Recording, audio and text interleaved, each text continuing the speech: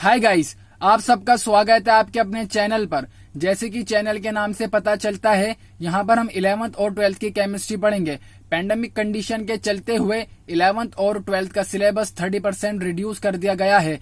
तो यहाँ पर आपको केमिस्ट्री 2021 के लिए पढ़ाई जाएगी और केमिस्ट्री पढ़ाने के साथ साथ यहाँ पर आपके केमिस्ट्री के डाउट्स भी क्लियर करे जाएंगे। अब बात आती है वो डाउट्स कैसे क्लियर करे जाएंगे, तो आपको मैं इसी वीडियो में एक ईमेल आईडी दूंगा जहां पर आप अपने क्वेश्चंस मुझे सेंड करिएगा और उनके सॉल्यूशन बनाकर मैं इसी चैनल पर अपलोड करूंगा। और मेरे इस चैनल पर वीडियोस रोज आएंगी, तो जितना हो सके आप शेयर करिए ताकि आपके दोस्त भी इस बात का फायदा उठा सकें। और मेरे चैनल को सब्सक्राइब कर लीजिए, बेल आइकन को प्रेस कर लीजिए ताकि मेरी वीडियो की नोटिफिकेशन गाइस सबसे पहले आपको मिले। तो स्टार्ट करते हैं क्लास 11th का chapter first, that is some basic concept of chemistry. इसके अंदर आज हम पढ़ेंगे एटॉमिक एंड मॉलिक्यूलर मासेस। इसको पढ़ाने से पहले मैं आपको बताना चाहता हूँ एटम क्या होता है, एलिमेंट क्या होता है और हमारा मॉलिक्यूल क्या होता है। एटम के अंदर न्यूक्लियस होता है, न्यूक्लियस के अंदर न्यूट्रॉन और प्रोटॉन होते हैं। न्यूक्लियस के बराबर में होती हैं शेल्स और उन शेल्स के अंदर इलेक्ट्रॉन्स जो होते हैं वो रिवॉल्व करते हैं। ये हमारा पूरा होता है एटम। अब मॉलिक्यूल क्या होता है, ग्रुप ऑफ एटम को बोलते हैं मॉलिक्यूल। जैसे कि गाइस H2O मॉलिक्यूल, यहाँ पर दो हाइड्रोजन के एटम है और एक ऑक्सीजन का एटम है। तो हमारा H2O जो क्या है वो मॉलिक्यूल है और मॉलिक्यूल क्या होता है, ग्रुप ऑफ एटम। और बात आती है एलिमेंट क्या होता है। गाइस जो एटम होता है वो एलिमेंट का पार्ट होता है। इसका मतलब जब हम बहुत सारे एटम्स को मिलाते रहेंगे, मतलब अगर हम बहुत सारे हाइड्रोजन को मिलाते रहेंगे, हाइड्रोजन के एटम को मिलाते रहेंगे, तो जो समय मिलेगा वो हाइड्रोजन एलिमेंट कहलाएगा। ओके गाइस, आई होप आपको एटम, एलिमेंट और मॉलिक्यूल क्या होता है वो समझ में आया हो। तो अब समझते हैं guys atomic mass. What is atomic mass? Atomic mass is defined as a number that express as to how many times an atom of the element is heavier than 1/12 of the mass of carbon atom 12C.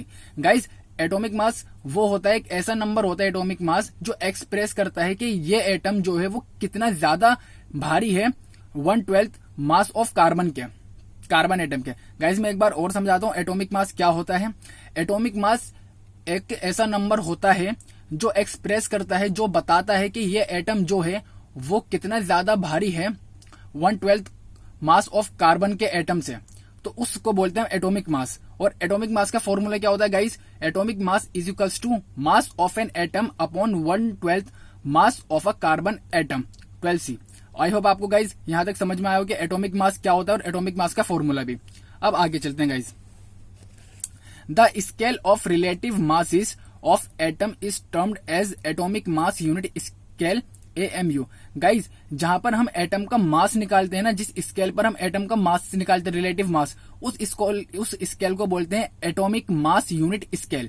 Okay guys, however the new symbol used is U, known as unified mass in place of AMU। Guys आज present में हम AMU की जगह U use कर रहे हैं। U और AMU दोनों का मतलब एक ही होता है। U का मतलब क्या होता है, यूनिफाइड मास, और AMU का मतलब होता है atomic mass unit. In this system 12C is assigned a mass of exactly 12 atomic mass unit and masses of all other atoms are given relative to this standard. Guys यहाँ पर जो हमारे 12C हमने यहाँ पे यूज करा फॉर्मूले के अंदर 12C का मतलब होता है कि 12C is equals to 12 atomic mass unit. जो हमारे 12C होता है वो किसके बराबर होता है? 12C का मास जो होता है वो किसके बराबर होगा? 12 एटॉमिक मास यूनिट के। अगर कोई आपसे ये पूछे कि 12C का मास बताओ कितना होता है, तो आप ये बोलेगा 12C का जो मास होता है वो एग्जैक्टली बराबर होता है 12 एटॉमिक मास यूनिट के। मतलब जितना 12 एटॉमिक मास यूनिट होगा उतना ही 12C का मास होगा गाइस। और इसी के रिस्पेक्ट में हम दूसरे जो एटम्स होते हैं उनका मास निकालते हैं। इससे पहले गाइज हाइड्रोजन के रिस्पेक्ट में निकाला करते थे। 1961 से पहले गाइज हाइड्रोजन के रिस्पेक्ट में निकाला करते थे बाकी सबका मास। 1961 के बाद 12C के रिस्पेक्ट में हम दूसरे का मास निकालने लगे, दूसरे एटम्स का। आई होप गाइस आपको ये वाला पॉइंट भी क्लियर हुआ हो। अब एटॉमिक मास यूनिट किसे कहते हैं गाइस, वो समझते हैं। One atomic mass unit is defined as the mass exactly equal to 1/12 of the mass of an atom of carbon। Guys यहाँ आप ये देखिए, कार्बन 12C जो है हमारा, उसके अंदर कितना मास है गाइज? 12 AMU।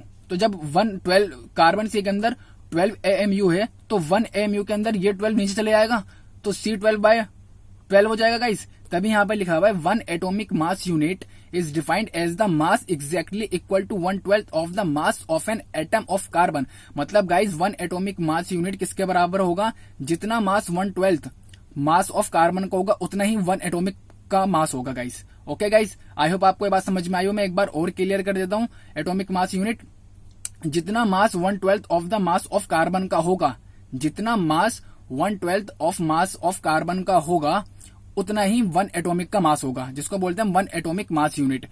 और गाइस आप इसको ऐसे भी समझ सकते हैं कि 12C के अंदर जब 12 एटॉमिक मास यूनिट होते हैं तो 1 एटॉमिक मास यूनिट के अंदर ये 12 नीचे चले जाएगा तो 1/12 ऑफ C12 हो जाएगा गाइस। आई होप आपको ये बात समझ में आई हो। और 1 MU मतलब गाइस ये बोल सकते हैं कि 1 MU के अंदर कितना मास होता है। अब आपसे कोई ये पूछेगा, आपने ये तो बता दिया 1 एटॉमिक मास यूनिट क्या होता है, तो आप ये बताओ कि 1 एटॉमिक मास यूनिट के अंदर कितना मास होता है।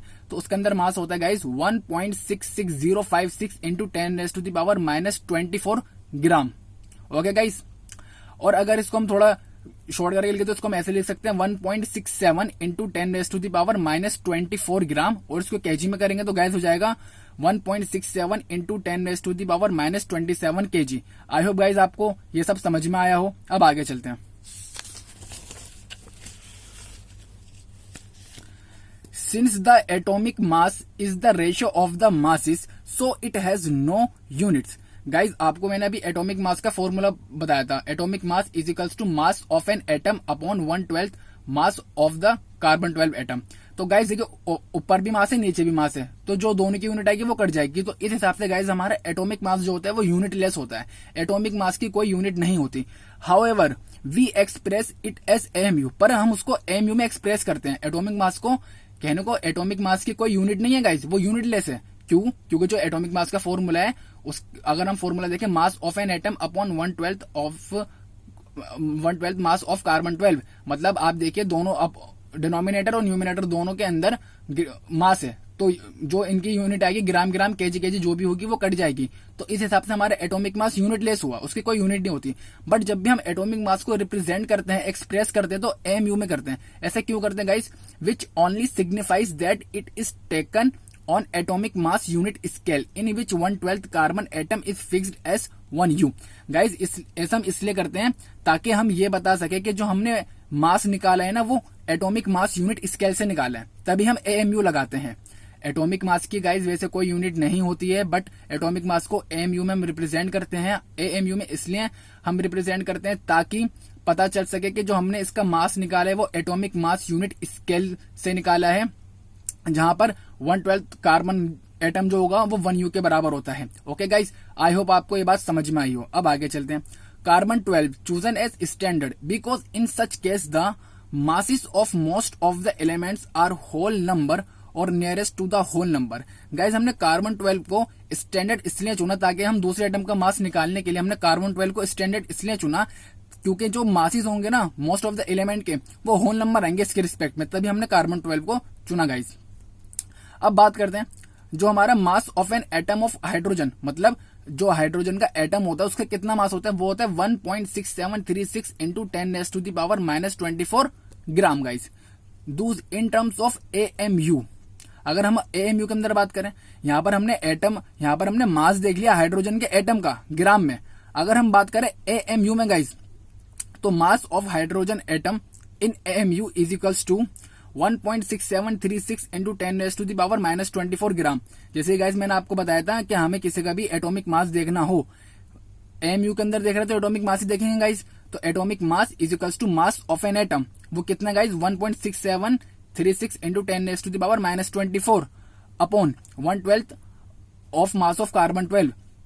मतलब गाइज आपको मैं यहाँ पर अभी बताया था कि 1/12 कार्बन एटम का जो मास होता है वो 1U के बराबर होता है, और 1U और 1 एटॉमिक मास यूनिट दोनों का मतलब एक ही होता है। और 1 atomic mass unit is equals to 1.66056 into 10⁻⁻24 gram होता है। अभी हमने पीछे देखा था। जब आप इसको सॉल्व करेंगे तो आपका आंसर आएगा गाइज 1.0078U और 1.0080U, मतलब दोनों का मतलब एक ही गाइस। आई होप आपको समझ में आई हो। यहाँ पर जो हमारा ये गिवन है ये हमारा हाइड्रोजन के एटम का मास है, बट अगर हमें मान लीजिए हाइड्रोजन का एटम का मास निकालना है इन टर्म्स ऑफ AMU, ये हमारे किसमें गाइस ग्राम में, जो हमें हाइड्रोजन के एटम का मास दे रखा है वो हमें ग्राम में दे रखा है। अगर हमें एएमयू में निकालना हो हाइड्रोजन के एटम का मास, तो गाइज हम क्या करेंगे, जो हमारा मास ऑफ एन एटम है वो upon 1/12 mass of carbon 12। Okay guys, और 1/12 मास ऑफ कार्बन 12 किसके बराबर होता है, 1 यू के बराबर होता है, या फिर 1 एटॉमिक मास यूनिट बोल लो। और आपको मैंने अभी पीछे बताया 1 एटॉमिक मास यूनिट को ग्राम में करेंगे तो कितना होता है 1.66056 into 10⁻⁻24 gram. I hope guys आपको ये समझ में आया हो। और यहाँ पर जब हमने इसका एमयू में निकाला, एटॉमिक मास यूनिट में निकाला है, तो यहाँ पर हम एटॉमिक मास यूनिट को यू से भी रिप्रेजेंट कर सकते हैं, इसको भी मैंने गाइज आपको बता दिया। तो इसको हम 1.0078 यू और 1.008 यू भी लिख सकते हैं। अब गाइज चलते हैं आगे। Similarly the mass of oxygen 16 atom would be 15.995 AMU। अगर गाइज एटॉमिक मास यूनिट में देखेंगे हम ऑक्सीजन का मास, अगर हम ऑक्सीजन का मास देखेंगे एटॉमिक मास यूनिट में, AMU में या फिर यूनिफाइड मास में, तो वो होगा गाइज 15.995 AMU। बट अगर हम सिर्फ मास ऑफ ऑक्सीजन की बात करें, सिर्फ मास ऑफ ऑक्सीजन की, तो वो 16 होगा गाइज। आई होप आपको समझ में आया हो। अगर हम ऑक्सीजन की मास की बात कर रहे हैं AMU में, तो वो होगा 15.995 AMU। बट अगर हम बात कर रहे हैं सिंपली ऑक्सीजन के मास की, तो गाइज वो होगा 16। आई होप आपको गाइज ये बात समझ में आई हो, इसमें कोई कंफ्यूजन नहीं होइएगा। अब आगे चलते हैं, that is average atomic mass. Many naturally occurring elements exist as more than one isotope. When we take into account the existence of these isotopes and their relative abundance percent occurrence, the average atomic mass of that element can be computed। Guys जो हमारे बहुत सारे natural occurring elements होते हैं उनका एक से ज्यादा आइसोटोप होता है। ओके गाइस, मतलब आपने 10th में आइसोटोप पढ़ा होगा जिनका मास नंबर सेम नहीं होता, उनको बोलते हैं आइसोटोप। मतलब जो बहुत सारे नेचुरल अकरिंग एलिमेंट होते हैं उनके एक से ज्यादा आइसोटोप होते हैं। अगर हम उनका एक्सिस्टेंस देखें आइसोटोप्स का, तो उनका रिलेटिव अबंडेंस निकाल सकते हैं। मतलब गाइस जब एक से ज्यादा आइसोटोप्स हैं तो हम ये देख सकते हैं कि वो कितनी परसेंट में अकरेंस है, मतलब कितनी परसेंट में वो हमें मिलते हैं, और उसके जरिए हम उस एलिमेंट का एवरेज एटॉमिक मास निकाल सकते हैं। मैं एक बार और बता देता हूँ गाइस, जो हमारे नेचुरली अकरिंग एलिमेंट्स होते हैं वो एक से ज्यादा आइसोटोप में एग्जिस्ट करते हैं, तो उनका हम पता लगा सकते हैं कि वो कितनी मात्रा में प्रेजेंट है, कितनी परसेंटेज में प्रेजेंट है। क्योंकि रिलेटिव अबंडेंस उनकी हम पता लगा सकते हैं आइसोटोप्स की वजह से। और जब रिलेटिव अबंडेंस पता चल जाएगी तो उससे हम उनका एवरेज एटॉमिक मास निकाल सकते हैं गाइस। अब देखते हैं वो कैसे होता है, आगे चलते हैं guys. For example, carbon has the following 3 isotopes with relative abundances and masses as shown against each of them. Guys आपको पता है कार्बन के 3 आइसोटोप होते हैं, 12C, 13C, 14C। Okay guys, इनकी रिलेटिव अबंडेंस पता है कि ये कितनी मात्रा में कितनी परसेंटेज में पाए जाते हैं। जो 12C होता है गाइस वो 98.892% में पाया जाता है। 13C जो होता है वो 1.108% में पाया जाता है, और 14C जो होता है वो 2 × 10⁻⁻10% में पाया जाता है। अब इनका एटॉमिक मास कितना होता है इन AMU गाइस। जो 12C का होता है वो 12 होता है, जो 13C का होता है वो 13.00335 होता है गाइस, और जो 14C का होता है वो 14.00317 होता है। ओके गाइस, अब हम देखते हैं अब हम इससे क्या फाइंड कर सकते हैं रिलेटिव एटॉमिक मास। देखिए हमें यहाँ पर आइसोटोप थे, एक से ज्यादा आइसोटोप मिले गाइस हमें, तो उसके जरिए हम ये देख सकते हैं कि उनकी कितनी रिलेटिव अबंडेंस है। जब रिलेटिव अबंडेंस हमें पता चल जाएगी तो एटॉमिक मास यूनिट भी हमें पता चल जाएगा। अब उस एटॉमिक मास यूनिट के थ्रू हम एवरेज एटॉमिक मास निकाल सकते हैं गाइस। क्या निकाल सकते हैं guys? Average atomic mass unit, average atomic मास निकाल सकते हैं। आई होप आपको गाइस समझ में आया हो। From the above data the average atomic mass of carbon will come out to be. जो ऊपर डाटा है इसके जरिए हम एवरेज एटॉमिक मास निकाल सकते हैं कार्बन का। वो कैसे गाइस? अब देखिए गाइस, ये परसेंटेज में लिखा हुआ है, परसेंटेज को हटाने के लिए 100 से डिवाइड करना पड़ेगा। जब हम 100 से डिवाइड करेंगे तो ये पॉइंट जो है वो आगे आ जाएगा, तभी यहाँ पर 0.98892 इंटू 12U। AMU लिखो या यू लिखो, बात एक ही होती है। अब ऐसे का जब हम इसको 100 से डिवाइड करेंगे तो ये क्या हो जाएगा 0.01108, और इसको हम इससे मल्टीप्लाई कर देंगे। देन प्लस इसको जब हम 100 से डिवाइड करेंगे तो 100 से डिवाइड करेंगे, ये नीचे होगा ऊपर जाएगा तो माइनस हो जाएगा, तो 10⁻⁻10 इंटू 10⁻⁻2 मतलब 10⁻⁻12 बन जाएगा, जैसे कि यहाँ पे बन गया, इंटू 14.00317U। जब आप इसको पूरी कैलकुलेशन करोगे गाइज तो आपका आएगा 12.011U। ओके गाइज, अब आगे देखते हैं। Similarly average atomic masses for other elements can be calculated. ऐसे ही हम दूसरे एलिमेंट्स का एवरेज एटॉमिक मास फाइंड कर सकते हैं या कैलकुलेट कर सकते हैं। In the periodic table of elements the atomic masses mentioned for different elements actually represented there average atomic masses. Guys जो हमारे पेरियोडिक टेबल होती है उसके अंदर एलिमेंट्स होते हैं, जो दो उनका एटॉमिक मास होता है ना, वो डिफरेंट एलिमेंट का कैसे रिप्रेजेंट करा जाता है, उनके एवरेज एटॉमिक मास से। मतलब गाइस हमारे पेरियोडिक टेबल के अंदर बहुत सारे एलिमेंट होते हैं, तो हर एलिमेंट का कुछ ना कुछ मास होता है। वो क्या होता है गाइस, एटॉमिक मास होता है। तो एटॉमिक मास को हम कैसे फाइंड कर सकते हैं, जो उनका एटॉमिक मास को हम कैसे फाइंड कर सकते हैं, एवरेज एटॉमिक मास को फाइंड करेंगे तो उससे हमें एटॉमिक मास मिल जाएगा एलिमेंट का। मैं एक बार और बोलता हूँ गाइस, जो हमारे पेरियोडिक टेबल के अंदर एलिमेंट्स होते हैं, अगर हम उनका एटॉमिक मास फाइंड करना है तो हम कैसे फाइंड करते हैं उनका एटॉमिक मास, उनका एवरेज एटॉमिक मास फाइंड कर लो आप, उसके बाद आपको एलिमेंट का एटॉमिक मास मिल जाएगा। और मैंने आपको पहले बता रखा है एटम क्या होती है, एलिमेंट का एक पार्ट होता है, या फिर इसको बोलो पार्ट ऑफ एलिमेंट जो होता है उसको बोलते हैं एटम। आई होप गाइज आपको ये सारी बातें समझ में आई हो। अब करते हैं question guys. Boron occurs in nature in the form of two isotopes having atomic mass 10 and 11। Guys जो हमारा बोरॉन है वो नेचर में दो आइसोटोप की फॉर्म में अकर करता है और उनका एटॉमिक मास क्या है, 10 and 11। गाइज यहाँ पर देखिए एटॉमिक मास लिखने के बाद हमने यहाँ पर कोई यू या एम यू नहीं लगाया। ओके गाइज, यहाँ पर क्या सिर्फ हमने एक सिंपल सा मास ले रहे हैं। अगर हम इसको एटॉमिक मास यूनिट में रिप्रेजेंट करेंगे तो लगाएंगे, वैसे नहीं लगाएंगे। जैसे कि आपने पहले ऑक्सीजन वाले केस के अंदर देखा था, अगर कोई आपसे ऑक्सीजन का मास पूछ रहा है तो सिर्फ 16 है, और अगर एएमयू में पूछ रहा है तो 15.995 एएमयू है। ऐसे गाइज यहाँ पर है, what are the percentage abundances of two isotopes in a sample of boron having average atomic mass 10.8। Guys हमें पूछेगा ये जो दो आइसोटोप हैं इनकी कितनी परसेंटेज अबंडेंस होगी नेचर में, मतलब जो हमारे 10 वाला जिसका एटॉमिक मास 10 है वो कितनी परसेंट में अवेलेबल होगा, और जो 11 जिसका मास नंबर है एटॉमिक मास है जिसका 11 वो कितनी परसेंटेज में अवेलेबल होगा, और हमें एवरेज एटॉमिक मास दे देगा, दैट इज 10.8। अब इस क्वेश्चन को गाइस सॉल्व करते हैं।